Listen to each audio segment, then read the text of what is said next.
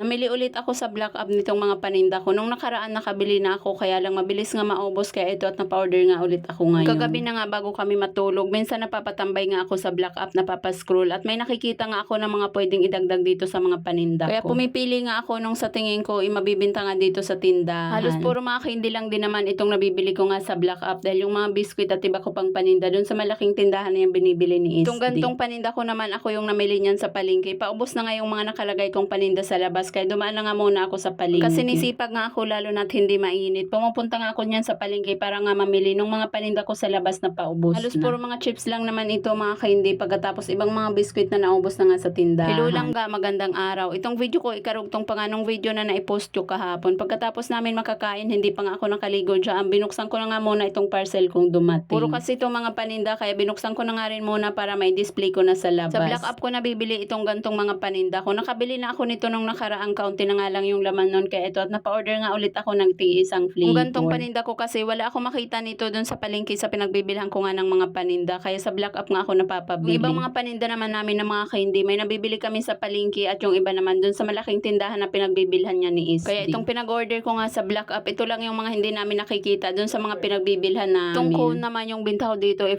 pesos. To kabili na ako nito nung nakaraan isang box din kaya lang ang bilis nga maubos dahil nga binabawasan pa ng mga chikiting ko kaya ito at napabili nga ulit ako ng isa pang box. Itong bagong bili ko nga pagka-open ko sa box gusto na nga agad kumuha nitong dalawa kong chikiting kaya nga lang hindi ko pa nga nabibilang kaya pinagantay ko na nga muna sila. Kaya minsan ayaw ko nga mag-unbox na andito nga yung mga chikiting ko dahil nga kagaya nito hindi ko pa nga nabubuksan nakaabang na sila. Halos lahat pa naman ng mga ino-order ko online puro mga pagkaing paninda kaya abonado nga ako lagi hindi pa nga nababawasan itong mga paninda ko inauna na nga itong mga chikiting ko. Dapat nga gabi ko na to bubuksan pagkatulog na nga yung mga chikiting ko kaya nga lang nanghihinayang naman niya ako sa binta dahil maaga pa nga dumating na itong mga parcel ko kaya binuksan ko na nga rin kaagad para nga may display ko na sa sayang labas. Din naman kasi yung kikitain ko kung hindi ko nga to bubuksan kaagad at matitinggal lang dito sa loob ng bahay ng isang buong araw kaya ayan hinayaan ko na nga at nagbukas na ako kahit andyan pa yung mga chikiting. Yan yung mga kamay sa gilid kunyari pabilang-bilang yan patingin-tingin pero kumukuha na talaga yan. Bandang hapon na nga ito nakaligo na ako dyan at display ko na nga yung mga nabili ko online kaya ito yung nasikaso ko naman nga itong mga panindang nabili ko sa palengke. Yung mga gantong klase ng mga paninda kayang-kaya ko na yung bilhin sa palengke dahil magagaan lang naman at hindi ganong kamahal dun sa pinagbibilhan yung mga biskwit halos peso lang din naman yung patong nila at since ubos na nga yung mga paninda kong biskwit sa labas nanghihinayang ako at wala nga ako maibigay pagka may bumibili kaya bumili na nga ako sa palengke. Hindi ko na kasi maantay na mag day off si Isdi bago nga kami mamili ng mga paninda dahil nga yung mga paninda ko sa labas halos ubos magagaan lang din naman itong mga panindang binili ko ngayon dahil puro chips lang naman ito at mga biskwit kayang-kaya ko nga bitbiting kaya ako na nga yung namili. Isa naman antayin ko pa nga na mag day off si Isdi na ako maubos lang yung mga paninda naming natitira pa sa labas. At ayun lang muna, maraming salamat sa panonood. God bless everyone. Bye!